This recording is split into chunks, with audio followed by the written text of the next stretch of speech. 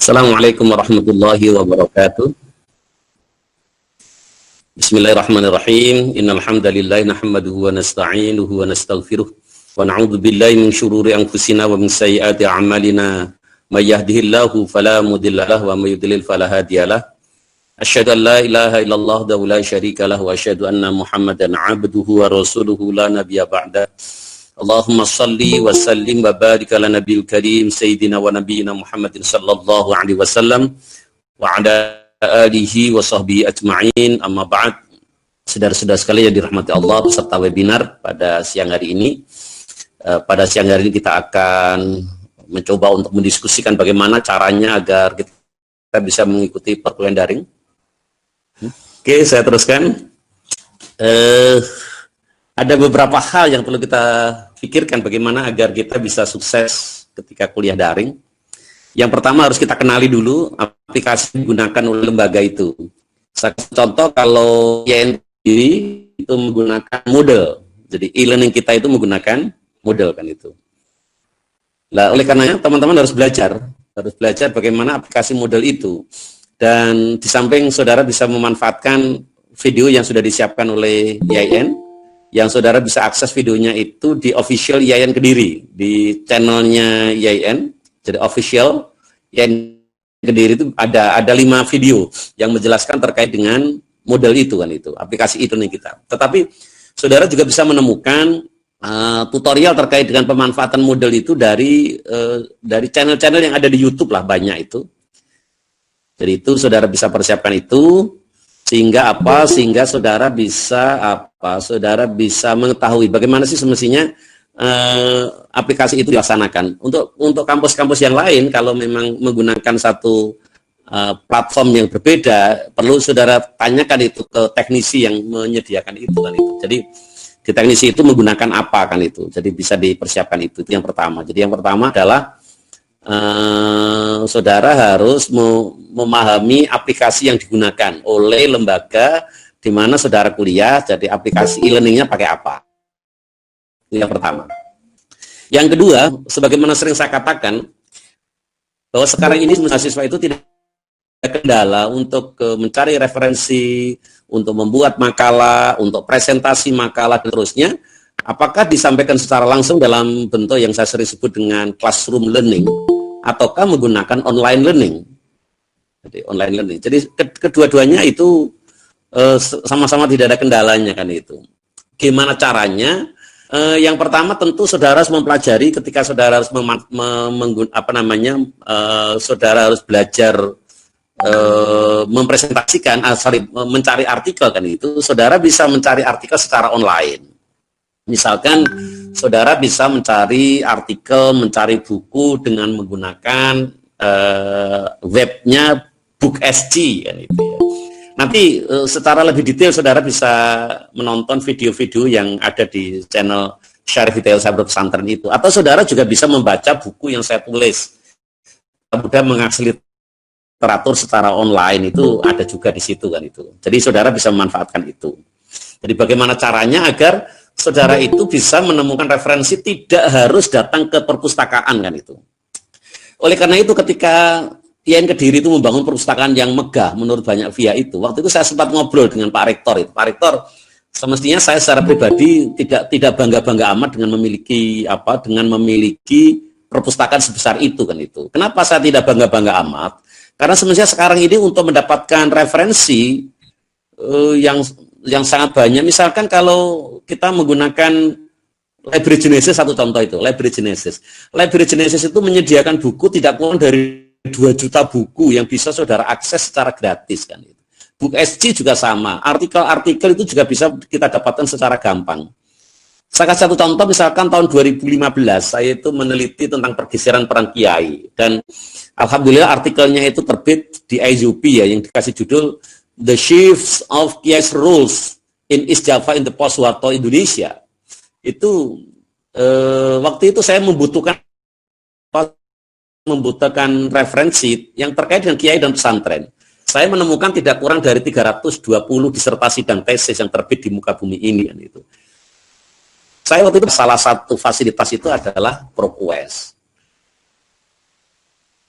Dan dan bagaimana implementasi dari itu juga. Jadi banyak hal itu kita share videonya secara gampangan itu. Jadi saya kembali bahwa saudara harus menemukan satu referensi-referensi yang dibutuhkan, dan sekarang ini untuk mendapatkan referensi itu seluruhnya serba gampang kan itu. Kendalanya hanya satu menurut saya. Apakah di tempat teman-teman itu di sana ada sinyal internet yang relatif baik atau tidak kan itu. Karena sekarang ini kuota internet juga harganya sudah tidak mahal-mahal lagi kan itu.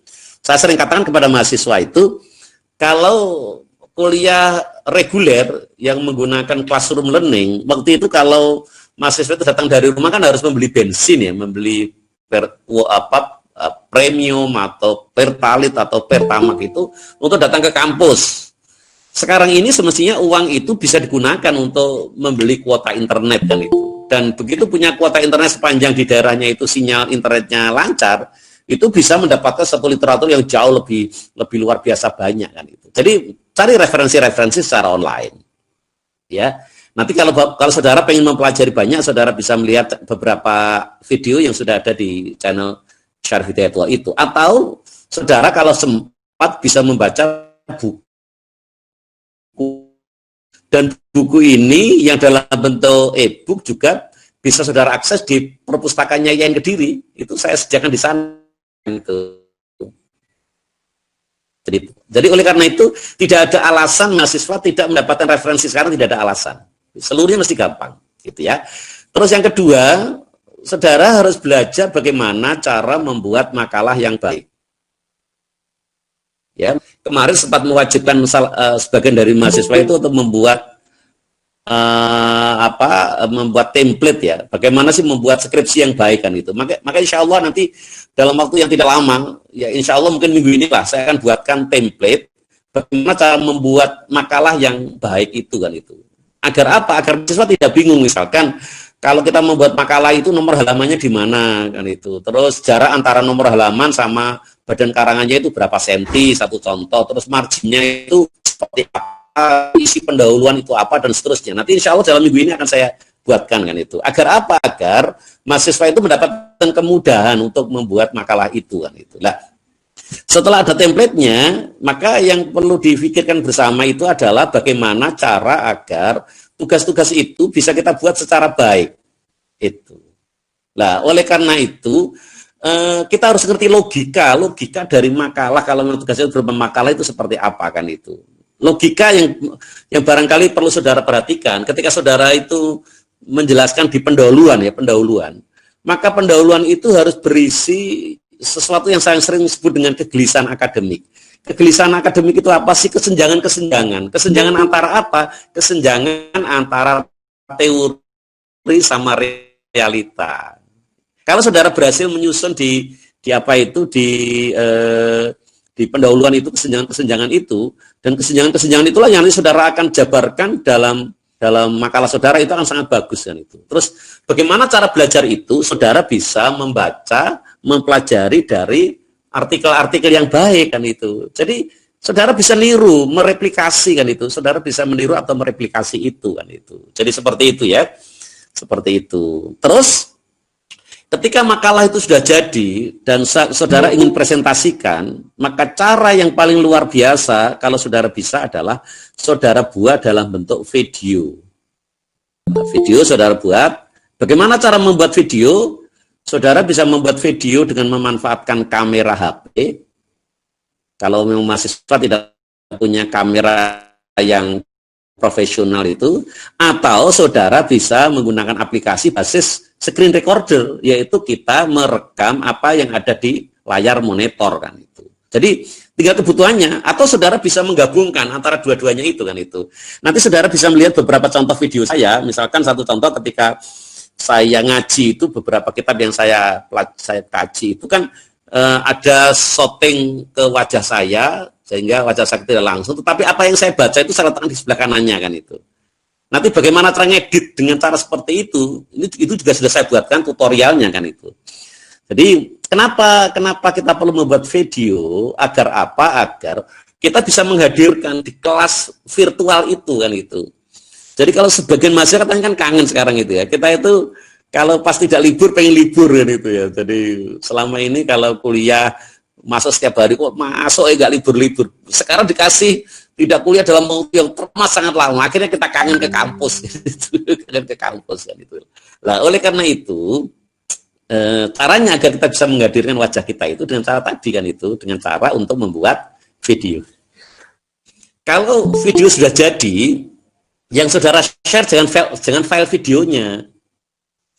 Kalau bisa, saudara punya channel kan itu, punya channel YouTube lah itu, punya channel itu. Tetapi kalau saudara tidak punya channel, maka video itu bisa saudara upload di Google Drive. Jadi upload di Google Drive, nanti apa namanya, yang saudara share itu adalah linknya kan itu, linknya.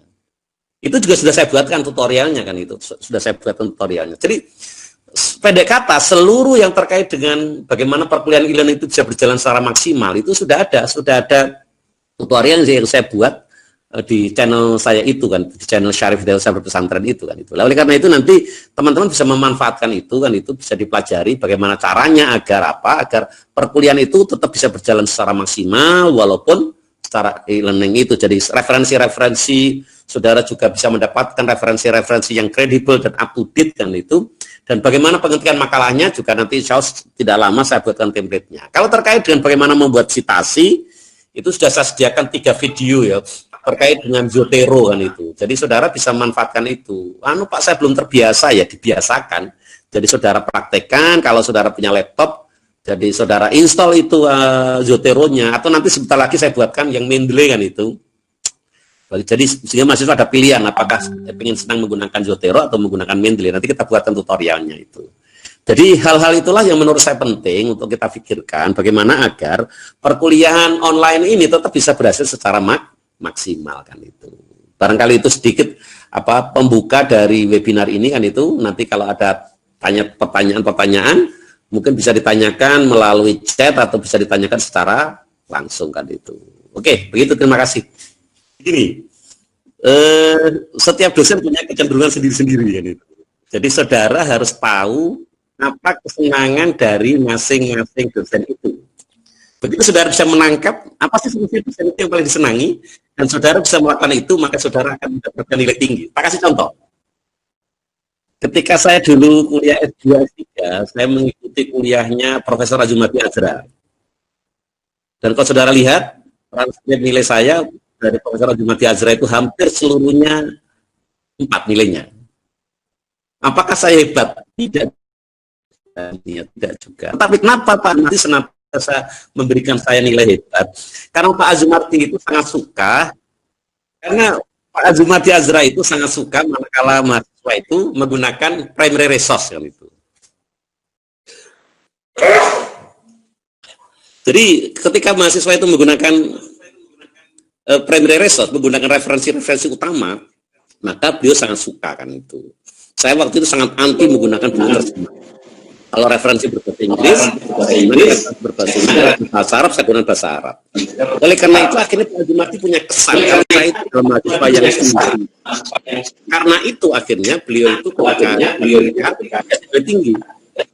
Yang perlu mahasiswa pahami bersama, banyak kan ujian di kampus itu adalah subjective test. Banyak di kampus. Jadi tidak seperti di sekolah yang menggunakan tes. Yang manakala menggunakan objek itu bisa dinilai dan menggunakan aplikasi-aplikasi itu karena sifatnya dia objektif kan itu. Tapi kalau subjektif tes kan enggak. Oleh karena itu kalau saudara berhasil menciptakan satu image, jadi dosen itu punya image bahwa saudara itu adalah mahasiswa yang bersungguh-sungguh, maka insya Allah nilai saudara akan tinggi kan itu. Jadi saudara pahami dulu masing-masing tanya apa kan itu. Jadi tentu akan penilaian saya yang lain sangat menjadi berbeda. Dan dosen itu punya hak yang menentukan mahasiswanya, nilai dari mahasiswanya itu. Yang tidak, yang lembaga itu tadi satu intervensi kan itu. Karenanya teman-teman harus memahami karakter dari masing-masing dosen, sehingga saudara bisa memahami itu, insya Allah nanti nilai sampean akan menjadi semakin bagus. Tapi pada dasarnya gini kok, Kalau kuliah itu classroom learning ya, kuliah di kelas itu semestinya mahasiswa itu ketika presentasi itu bisa mempresentasikan dengan baik, kalau diskusi itu bisa urun rembuk dengan baik. Itu merupakan sumbangsi yang paling besar untuk menentukan nilai saudara seperti apa. Itu kalau classroom learning. Bagaimana kalau online learning? Menurut saya, online learning itu dosen yang akan punya kesan pertama adalah ketika presentasi yang saudara presentasikan apa kan itu. Apakah saudara hanya sekedar mengirimkan file makalah itu? Atau ternyata saudara tidak hanya mengirimkan file kan itu, saudara melengkapi dengan video satu contoh, atau malah menggunakan video. Maka ketika kebanyakan teman saudara tidak menggunakan video untuk distorkan di platform e-learningnya kampus itu kan itu. Sementara saudara menggunakan itu, maka saudara akan diterima sebagai satu kesan pertama bahwa saudara adalah mahasiswa yang sangat siap kan itu. Nah, oleh karena itu, kalau pertanyaan tadi kan itu, poin penting apa yang paling penting? Yaitu yang pertama kan itu. Sehingga dengan cara seperti itu, saudara akan mendapatkan nilai yang baik kan itu. Nah, kalau sama saudara tanya, kalau Pak Ali gimana Pak Ali kan itu? Kalau saudara ikut mata kuliah saya, yang pertama tentu saya ingin bahwa tugas saudara itu adalah tugas yang maksimal kan itu. Berbagai ketentuan, misalkan marginnya harus seperti apa, citasinya pakai apa kan gitu. Terus nanti tempat nomor halamannya itu di mana, isinya apa dan seterusnya. Dan setiap tahun senantiasa saya uji pakai Turnitin kan itu. Kalau ternyata similarity yang terlalu tinggi, maka tentu saya akan kasih nilai rendah kan itu. Nah, oleh karena itu, seluruh item yang disampaikan oleh dosen terkait dengan penilaian itu tentu perlu saudara perhatikan. Tadi saya kembali bahwa saya tidak bisa mengatakan poin pentingnya ini kan itu, tidak bisa. Tetapi kalau saya mau ambil garis hal yang bersama itu adalah bahwa ketika saudara bisa menciptakan satu kesan bagi dosen bahwa saudara adalah mahasiswa yang bersungguh-sungguh dengan cara menampilkan satu presentasi yang paling maksimal tadi. Contoh misalkan gini, kemarin kan kita mengadakan workshop untuk dosen-dosen yaitu sesuatu yang tersampaikan termasuk oleh narasumbernya, kebetulan narasumbernya waktu itu 3, jadi ada dari TIPD, ada dari dosen e-learning dan saya waktu itu. Yang kita dorong adalah agar dosen itu membuat video pembelajaran kan itu. Sehingga mahasiswa ketika kuliah itu marem kan itu. Jadi begitu masuk, saudara bisa memutar videonya, saudara bisa mendengarkan apa yang dikehendaki oleh dosen itu kan itu, sehingga mahasiswa itu akan mendapatkan pembelajaran banyak kan itu. Satu contoh misalkan kalau saya ngajar mata kuliah metodologi penelitian, sudah saya buatkan beberapa videonya kan itu. Sementara kalau karena saya sudah punya channel, mahasiswa tidak perlu menunggu untuk menonton video itu di e-learningnya kampus kan itu. Saudara bisa, kalau ikut mata kuliah saya, saudara bisa mendownload itu lebih dahulu agar tidak, kan mahasiswa itu kan pengennya kuotanya tidak usah tinggi-tinggi kan itu. Jadi agar tidak tinggi gampang, tidak usah ditonton ketika internetnya on kan itu. Saudara bisa download lebih dahulu kan itu.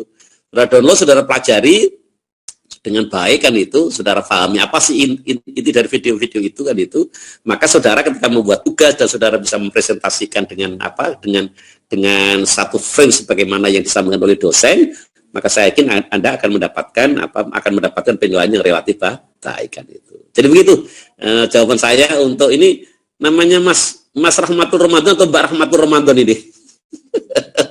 Jadi saya tidak tahu ini namanya laki atau perempuan kan itu. Jadi begitu mungkin jawaban sementara saya. Terima kasih.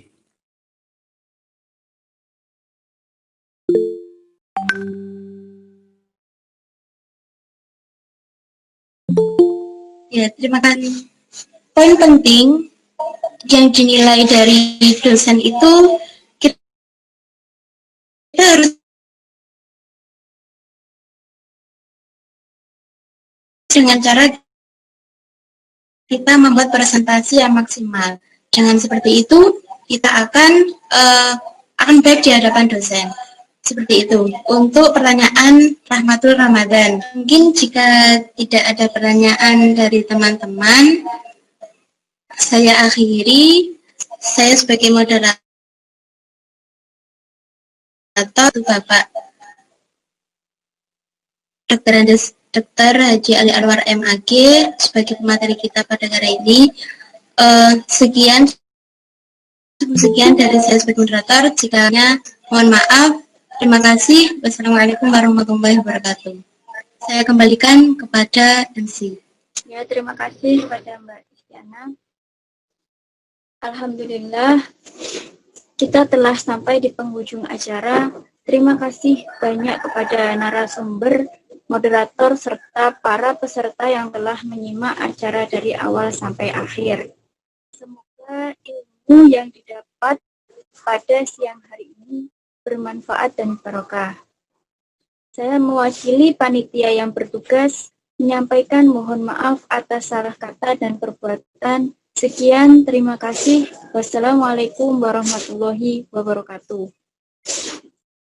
Waalaikumsalam. Oh ya Mbak MC, ini kita ada foto bareng nggak ya?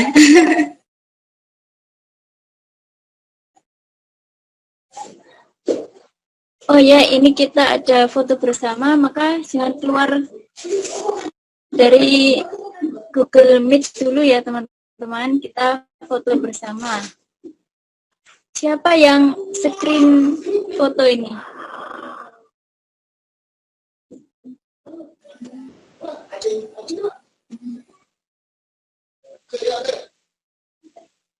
Mbak Isti, itu ya dihitung. Iya, iya, saya nggak apa-apa, yang screenshot. Kan ya, Ya.